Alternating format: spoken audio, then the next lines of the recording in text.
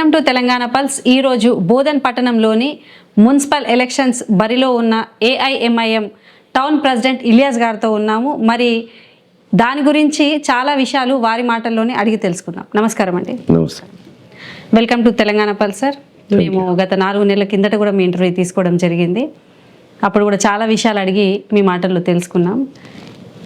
ఇప్పుడు ఈ రాజకీయ మున్సిపల్ హడావిడి బోధన్ టౌన్లో చూసుకున్నట్టయితే చాలా చోట్ల టికెట్ల విషయంలో కానీ వ్యక్తుల మార్పిడి కానీ చాలా జరిగాయి. నాకైతే అట్లా అనిపిస్తలేదు. బోధన్లో అంటే మజ్లిస్ హవా ఉంది. కంపల్సరీ ఈసారి మజ్లిస్ చైర్మన్ కొట్టే ఛాన్సెస్ ఉన్నాయి.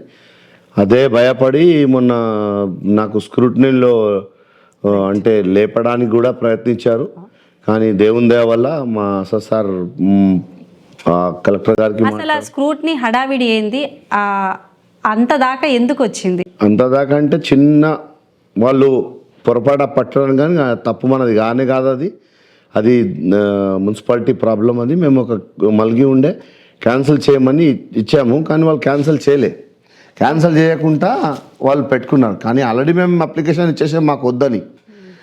27కి నోటిఫికేషన్ వచ్చింది. అంటే మేము విన్నది ఏంటంటే వీళ్ళు ప్రాపర్ వేగా సబ్మిట్ చేయలేదు. అంటే అది ఎట్లా ఉంటుందో ప్రాపర్ వే వాళ్ళకే తెలవాలి. ప్రాపర్ వేగా సబ్మిట్ చేయలేదు, వీళ్ళదే హవా నడుస్తున్నది. లేదు, తప్పు. అది యాక్చువల్లీ ఏంటంటే ప్రజలలో ఊహించే మాటలు, తప్పు మాటలు అన్ని. 27కి నోటిఫికేషన్ వచ్చింది. 27th రోజు మేము దాని డ్యూ ఏముంది కట్టేసి 29కి మేము ఆల్రెడీ లెటర్ ఇచ్చాము మాకు వద్దని. అది క్యాన్సిలేషన్ చేయాలన్నా చేయవద్దు, అది మున్సిపాలిటీ లుకౌట్, మా లుకౌట్ కాదు. మేము ఇచ్చేసాము. ఇన్వర్ట్ తోటి లెటర్ కాపీ ఒకటి తీసుకున్న తర్వాత అది మున్సిపాలిటీ పని. అది that is the headache of commissioner. ఆ విషయానికి వచ్చేసి మీ పై స్థాయిలో ఉన్న పై అధికారులు అసదుద్దీన్ ఓవైసీ గారు కూడా రంగంలో దిగుతున్నారు, వచ్చేసారన్న హడావిడి కూడా జరిగింది. అవును, వాస్తవంగా 1 అవర్లో వచ్చేస్తామని చెప్పారు మేడం. మేము ఎట్టి పరిస్థితుల్లో ఒక 1/2 అవర్ 1 అవర్లో వచ్చేస్తాం మేము బోధన్కి అని కూడా. బోధన్ అంతా ఆల్మోస్ట్గా ఒక అలజడి సృష్టించిన విషయం అది. అంటే ఇది కక్షపూరితం అంటారా? లేదు, తప్పు. అది యాక్చువల్లీ మా తప్పు లేదు, అందుకే వచ్చేస్తామని చెప్పారు. కంపల్సరీ 1 అవర్లో రేమత్ అలీ సార్ ఎమ్మెల్సీ గారు వచ్చేసి మొత్తం ఆయననే లీడ్ చేశారు. కలెక్టర్కి మాట్లాడారు, కన్సర్న్డ్ కమిషనర్ ఉన్నారు, కమిషనర్ గారికి మాట్లాడారు. మీ తప్పు అది, మా తప్పు కాదు. మేము ఆల్రెడీ ఒక లెటర్ ఇచ్చేసాం క్యాన్సిల్ చేసామని. చేయాలన్నా వద్దా అది మీ తప్పు. అది మీరు ఇయ్యలేదు కాబట్టి అది మీ తప్పు. కన్సర్న్ ఆఫీసర్ కూడా చెప్పారు అది మీ తప్పు కాదు సార్, యాక్చువల్లీ కమిషనర్ తప్పు. కానీ సఫర్ మమ్మల్ని బలి చేసే అదంతా కుట్రా మేడం. ఇది ఏం లేదు, ఎవరు చేయాలా ఏం చెప్పు. వార్డ్ మల్గి నంబర్ 8లో బ్లాక్ నంబర్ బిలో శరత్ రెడ్డి పేరు పొంటి కూడా ఒక మల్గి ఉంది. మళ్ళీ కమిషనర్ గారు దాని మీద ఎందుకు శ్రద్ధ పెట్టలేదు? చాలామంది అక్కడ మున్సిపల్ కాంప్లెక్స్లో అలాటెడ్ మల్గి వాళ్ళు ఉన్నారు. కమిషనర్ మున్సిపాలిటీ కానీ గవర్నమెంట్ కానీ కన్సర్న్ ఎమ్మెల్యే కానీ దాని మీద కాన్సన్ట్రేట్ ఎందుకు చేయలేదు? నా మీద ఎందుకు టార్గెట్? కంపల్సరీ మీకు తెలుస్తుంది. అయినా కూడా మళ్ళీ మీరు రిపీట్ అదే క్వశ్చన్ చేస్తున్నారు. 100% కుట్ర మేడం. ఇది వర్గాన్ని అంతటి కూడా తెలియాలా? మీకు నాకు తెలిస్తే సరిపోదు. అక్కడ ఏం జరిగింది 100% కుట్ర. అది కుట్ర. కొందరు ఏమంటున్నారు అంటే ట్యాక్స్ కట్టలేదు. అది ట్యాక్స్ పేమెంట్ చేసిన తర్వాత నేను ఇస్తారు కదా, రిసిప్ట్ చూపెడుతున్నాం ఇంత 3000 చిల్లర డ్యూ ఉంటే కట్టేసినామని. మంత్లీ కట్టాం దానికి. ఇంకా అయినా కూడా 3500 కట్టేసినాం మేము. కట్టేసిన తర్వాత వాళ్ళు ఎన్ఓసి ఇచ్చారు. ఎన్ఓసి ఇచ్చిన తర్వాత కూడా మేమేమో దానికి క్యాన్సిలేషన్ కోసం కూడా వచ్చినాం. మా తప్పేంటి చెప్పండి? మీ తప్పు పెట్టుకొని, మీ ఆఫీసర్ తప్పు పెట్టుకొని మమ్మల్ని టార్గెట్ చేయడం ఏంది? అదొక బేస్. దానికి బేస్ చేసి మమ్మల్ని ఎంతో క్యాన్సిల్ చేయాలా. ఈయన ఉండొద్దు, ఈయన ఉంటే ఎంఐఎం బడిలో ఉండొద్దు, ఈయన ఉండకుంటే మొత్తం ఎంఐఎం ఫ్లాప్ అవుతుంది. కానీ 100% చెప్తున్నా, ఎంఐఎంని ఎవరు ఢీ కొట్టే అంత శక్తి లేదు. ఖచ్చితంగా ఆ రోజు మీరు 100% చెప్తున్నా పదవి ఇక్కడ ఎంఐఎం కైవసం చేసుకోబోతుందా? 100% చైర్మన్ కైవసం చేస్తుంది. ఎంఐఎంఏ చైర్మన్ ఉంటుంది. నేను ఛాలెంజ్ చేసి చెప్తున్నా. ఇంకోటి, నేను చాలా సెక్యులర్ మనిషి. నా దగ్గర హిందూ ముస్లిం సిక్ ఇసాయి అనేది డిఫరెన్స్ లేదు. నేను క్యాంపెయినింగ్ వెళ్తున్నా. మంచి బ్రాహ్మణ్ ఫ్యామిలీస్ కూడా నన్ను రెస్పెక్ట్ ఇస్తున్నారు. అన్నగారు you are the best person, మీరు 100% చైర్మన్ అవుతారని వాళ్ళు ఆశీర్వాదం ఇస్తున్నారు. దానికంటే ఎక్కువ ఏం కావాలి మేడం మాకు? వార్డ్ వైజ్ గా మీరు వెళ్తే 100% నా వార్డులోనే సొంతగా బ్రాహ్మిన్స్ ఉన్నారు. చాలా బ్రాహ్మణ్ ఫ్యామిలీస్ నన్ను ఆశీర్వదిస్తున్నారు. దానికంటే ఎక్కువ ఏం? అది దీవెన. మీరు క్యాంపెయినింగ్ పోయినప్పుడు వాళ్ళు మిమ్మల్ని రిసీవ్ చేసుకోవడం జరుగుతుంది. 100% రిసీవ్ చేస్తున్నారు. మంచి రెస్పాన్స్ కూడా ఇస్తున్నారు. మొత్తం బోధనలో కూడా ఎస్సీ, ఎస్టీ, ఓబీసీ అన్ని కమ్యూనిటీస్ ఏమో మా ఎంఐఎం పక్కనే మొగ్గు చూపుతున్నారు. బోధన్ టౌన్లో గత చూసుకున్నట్టయితే 11 స్థానాలేమో మీరు కైవసం చేసుకున్నారు ఎంఐఎం వాళ్ళు. ఇప్పుడు ఖచ్చితంగా ఇన్ని స్థానాలు మేము ఖచ్చితంగా గెలుచుకుంటామని మీరు ఒక ఫిగర్ ఏమన్నా ఫిక్స్ చేసుకున్నారు? 100% 22 గెలుస్తాం. 24లో ఒకటి సపోర్టింగ్ క్యాండిడేట్, కానీ మేము బీఫామ్ ఇచ్చింది 24కి. 22 కాంటెస్ట్ గెలుస్తాం అన్నట్టు మాకు 100% ఫిక్స్డ్ 22 ఉన్నాయి. కొన్ని చోట్ల మేము చూసుకున్నట్టయితే ఇప్పుడు మీరు మీ వార్డు వచ్చేసి 18 వార్డు. అవును, 18 వార్డులో కూడా కాంగ్రెస్ పార్టీ టికెట్ ఇవ్వడంలా అభ్యర్థులను మార్చడం, వేరే అభ్యర్థిని పెట్టడం, అట్లా కొన్ని అవకతవకలు జరిగినాయి. ఆ విషయం కూడా చాలామందికి అర్థం కావట్లేదు. అంటే స్థానికంగా ఆ వ్యక్తి ఎప్పటి నుంచో వర్క్ చేసుకొని అక్కడ స్టాండర్డ్గా ఉన్న వ్యక్తికి పార్టీ టికెట్ ఇవ్వకపోవడం, మళ్ళీ వెంటనే ఆల్టర్నేట్గా 1 డేలోనే మనుషులు మారిపోవడం, ఇండిపెండెంట్గా ఆ వ్యక్తి వేయడం, దాని వెనకాల అది మాకు తెలియదు మేడం. ఆ పార్టీ విషయం పార్టీకి అడగండి, ఎందుకు మార్చారు, ఏంది ఏం కథ. ఇంకోటి మేడం, నేను ఏ వార్డులో నుంచి ఉన్నా అక్కడ 40 సంవత్సరాల నుంచి 40 ఇయర్స్ నుంచి నేను సేవలు అందిస్తున్నా. అది ఎదుటోడు ఎవరైనా ఎన్ని రోజులు చేసినా కూడా నాకంటే తక్కువనే ఉంటుంది. 100% ప్రజలు నా పక్కనే మొగ్గు చూపెట్టారు. మీరు అదే వార్డులో గత 40 సంవత్సరాల నుంచి 40 ఇయర్స్ నుంచి, that is my home ward. Okay, నేను ఇక్కడ 40 ఇయర్స్ నుంచి ప్రజల్లో ఉన్నా. ప్రజల్లో 40 ఇయర్స్ నుంచి నేను పని చేస్తున్నా.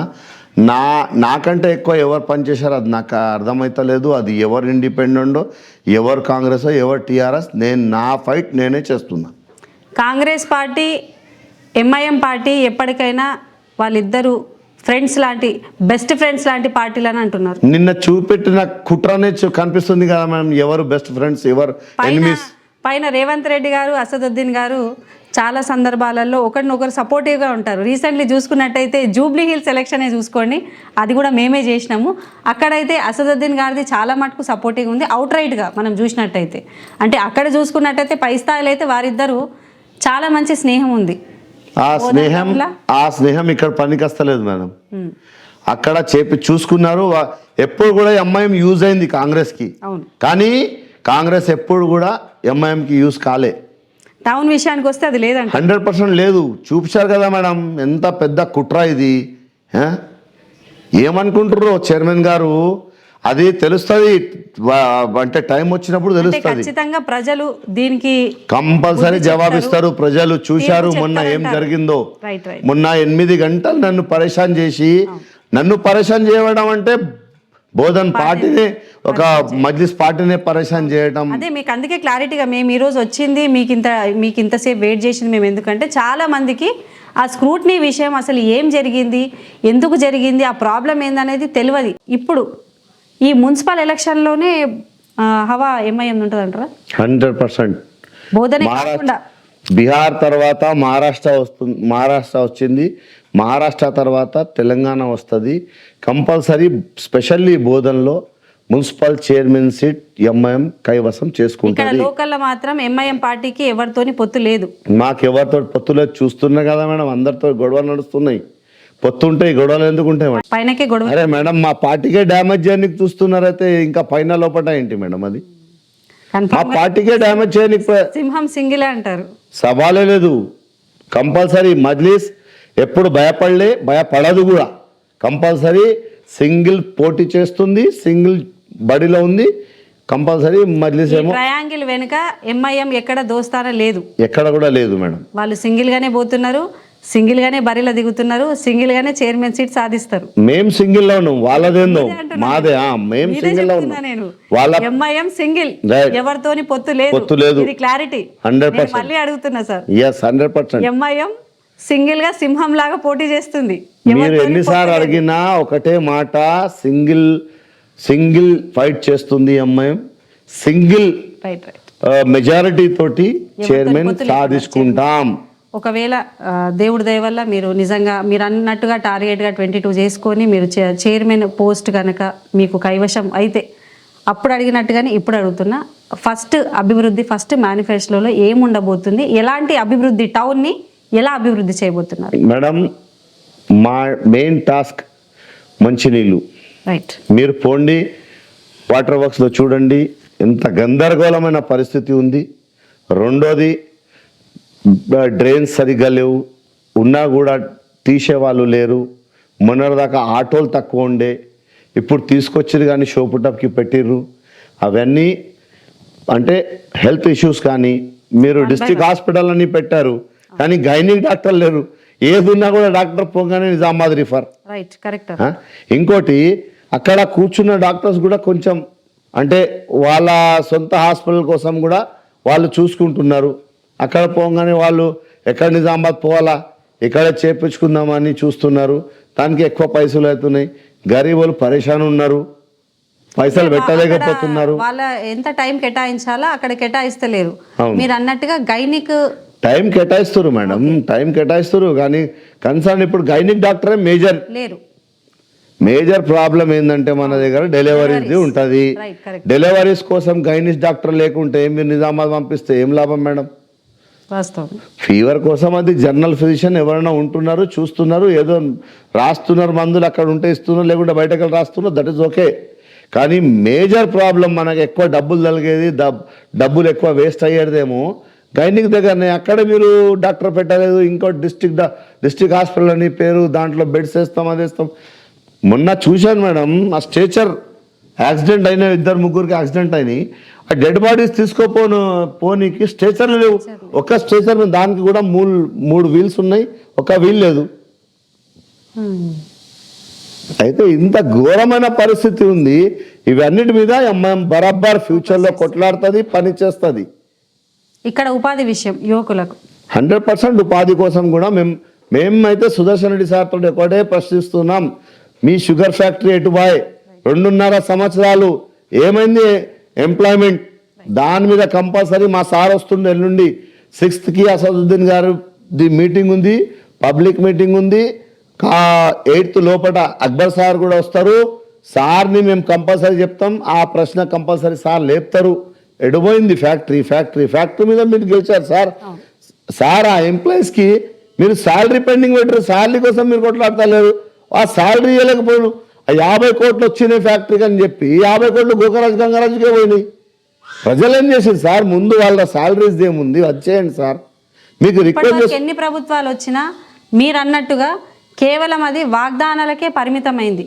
ఏ ఒక్క ప్రభుత్వం కూడా, అప్పుడున్న బీఆర్ఎస్ ప్రభుత్వం 10 సంవత్సరాలు వారు అదే వచ్చి చెప్పారు, నిరసనలు ఈ రోజు తెరిపిస్తున్నాం, అప్పుడు వాళ్ళు అదే వాగ్దానం చేశారు. ఇప్పుడు కాంగ్రెస్ ప్రభుత్వం కూడా అదే వాగ్దానం చేసి మీరు అన్నట్టుగా 2.5 సంవత్సరాలు దాటిపోయింది, ఇంతవరకు ఏమీ లేదు. దాన్ని ప్రశ్నిస్తే వాళ్ళు అంటున్నారు మినిస్టర్లు వచ్చారు చూశారు. అదంతా కవిత గారు అప్పుడు ఎమ్మెల్సీ అంటే రూలింగ్లో రాకముందే 2014లో అదే ఫ్యాక్టరీ గేట్ ముందర నుంచొని ఈ ఫ్యాక్టరీ ప్రైవేట్ కాదు, దీనికి గవర్నమెంట్ చేస్తాం 100 రోజుల్లో అని చెప్పారు. కానీ ప్రైవేట్ మంచి నడుస్తుంది, ఏదో ఎంప్లాయ్మెంట్ ఉండే నడిచేదానికి మొత్తానికి ఆపేసి దానికి లాకౌట్ చేసిర్రు. లాకౌట్ చేసిర్రు మేడం. ఆ ఎంప్లాయీస్ది ఏముందో వాళ్ళ కడుపు తిప్పలకు వాళ్ళు పని చేసి బతికిర్రు ప్రైవేట్ దాంట్లో. మీరు కొంచెం వాళ్ళకు శాలరీస్ ఏమున్నాయి రిలీజ్ చేయండి, వాళ్ళ ఫండ్స్ ఏమున్నాయి రిలీజ్ చేయండి అంటే ఇప్పుడు వాళ్ళు 10 years చేయలేదు. ఖచ్చితంగా ఆ విషయంలో, ఆ శాలరీస్ విషయంలో ఎంఐఎం పార్టీ ఆ పక్షాన నిలబడుతుందా? 100% ఇప్పించే ప్రయత్నం చేస్తుందా? 100%. ఈసారి నేను ఎంప్లాయీస్కి అందరికి చెప్తున్నా, ఈసారి అక్బర్ సార్ బోధన వస్తుర్రు. ఎలక్షన్ అనేది విషయం కాదు, కానీ బరాబర్ మీ విషయం అక్బర్ సార్ ముందర పెడతాం. ఈసారి ఎప్పుడైనా అసెంబ్లీ సెషన్స్ అయితే దాంట్లో బరాబర్ మీ ఇష్యూ లేపే కంపల్సరీ మీ శాలరీ వచ్చే వరకు నేను మా సార్ని వెంబటుంటా. తంగ్ చేసి వాళ్ళకి ఇప్పించేదాకా నాది 100% నా పట్టుదల ఉంటుంది మేడం దీంట్లో. కాంగ్రెస్ పార్టీ వారు ఏమంటున్నారంటే రేవంత్ రెడ్డి గారు ఒక్కసారి పర్యటన చేస్తే వాతావరణం అంతా మారిపోయి ఎవరికి కూడా బీఆర్ఎస్కి కానీ ఎంఐఎంకి కానీ బీజేపీకి కానీ డిపాజిట్స్ కూడా లేకుండా పోతాయని చెప్పేసి వారు అంటున్నారు. మీరేమంటారు? అట్లయితే ఏం కనిపిస్తలేదు, వాళ్ళకి కనిపిస్తుందేమో కానీ వాళ్ళు ఏ భూతద్దం పెట్టుకున్నారో కానీ ప్రస్తుతానికైతే అట్లా పరిస్థితి లేదు. కంపల్సరీ అంటే ఏ ప్రజలైనా కానీ ఎస్సీ ఎస్టీ ఓబీసీ, మేము ఎస్సీలకు కూడా టికెట్ ఇచ్చినాం, ఎస్టీలకు కూడా ఇచ్చినాం, మా మైనార్టీస్ బీసీ మైనార్టీస్ కూడా ఇచ్చినాం, అంటే అన్రిజర్వ్డ్ కూడా అంటే చాలా మంచి ఫ్యామిలీస్ తోటి మంచి టికెట్స్ ఇచ్చినాం. అందుకే ఇంత చేంజెస్ అయినాయి. పాత మనుషులకు చాలా టికెట్ విషయంలో మీరు పై స్థాయి నుంచి డిస్కషన్ చేసి ఎవరైతే గెలుస్తారో అన్నదాన్ని ఆచితూచి ఇచ్చారంటారు. నాకంటే ఎక్కువ మా ఇన్ఛార్జ్ బలాల సార్ ఉన్నారు, ఆయననే మొత్తం అబ్జర్వేషన్ పెట్టి అబ్జర్వర్స్ ని పంపించి చూసి దానికి సెలెక్షన్ పార్టీ కూడా సర్వే చేసి టికెట్స్ ఇచ్చిందా అంటే, లేకపోతే అది కంపల్సరీ సర్వే చేసింది. ఒక 2-3 వార్డ్స్ తప్పించి మొత్తం సర్వే చేశారు. అంటే ఏ వార్డులో మనం చేంజ్ చేయాలా, ఇలా చేయొద్దు, అది చేంజ్ చేయని వార్డులో తక్కువ సర్వే చేశారు, చేసే వార్డులో ఎక్కువ సర్వే చేసి ఇచ్చారు. చివరిగా బోధన్ నియోజకవర్గం టౌన్ ప్రజలకు మీరు ఏం చెప్పదలుచుకున్నారు? ఒకటే చెప్తున్నా మేడం, బోధన్ ప్రజలకు మీరు 100% మజ్లిస్ ఇత్తెహాదుల్ ముస్లిమీ పతంగ్ గుర్తు గాలి పటం గుర్తుకి ఓటేసి భారీ మెజారిటీ తోటి గెలిపియాలా. చైర్మన్ మజ్లిస్ ఇత్తెహాదుల్ ముస్లిమీది మున్సిపాలిటీలో కూర్చుండబెట్టాలా. మీ పనులు కావాలంటే మజ్లిస్ ఇత్తెహాదుల్ ముస్లిమీ రావాలా. ఎందుకంటే ప్రస్తుతానికి అసెంబ్లీలో కానీ పార్లమెంట్లో కానీ కోట్లాడి ఫండ్స్ తీసుకొచ్చేది, పనులు చేపించేది ఒకటే పార్టీ, ఎంఐఎం. ఇదండి టౌన్ ప్రెసిడెంట్ ఇలియాస్ గారు 18వ వార్డులో తను బరిలో దిగడమే కాకుండా ఎంఐఎం ఖచ్చితంగా ఇక్కడ చైర్మన్ సీటుని తన కైవశం చేసుకుంటుంది, ఖచ్చితంగా ప్రజలు దీవిస్తారు, ఆశీర్వదిస్తారు. వచ్చిన తర్వాత మొట్టమొదటిగా ఫ్యాక్టరీ ఎంప్లాయీస్కి ఏదైతే బాకీ ఉన్నారో కష్టపడిన ఎంప్లాయీస్కి ఇప్పించేదాకా మేము నిద్రపోమని చెప్తున్నారు. అలాగే ఇక్కడ ఎంప్లాయ్మెంటు, హాస్పిటల్, ముఖ్యంగా గవర్నమెంట్ హాస్పిటల్లో గైనిక్ సెక్షన్లో గైనకాలజిస్ట్ డాక్టర్ లేకపోవడం గమనార్హం అంటున్నారు. ఇవన్నిటి విషయంలో ప్రతి విషయంలో కూడా టౌన్ ఎంబట ఉంటూ టౌన్ని డెవలప్ చేస్తానని వారు వాగ్దానం ఇస్తున్నారు. Thank you sir.